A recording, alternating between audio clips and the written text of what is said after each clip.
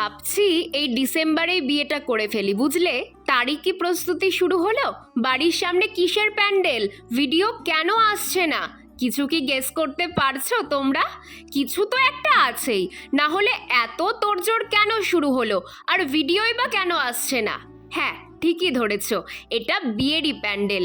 আরে আমার বিয়ে নয়, এত তাড়াতাড়ি জীবন শেষ করার কোনো ইচ্ছে নেই ভাই। আমার সামনের বাড়ির দাদার বিয়ে।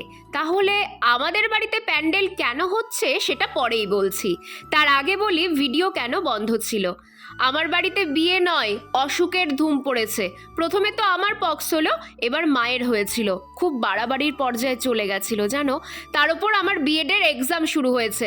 লিখতে লিখতে জীবন শেষ বাবা। কতদিন পর যে ছাদে এলাম আমিই জানি।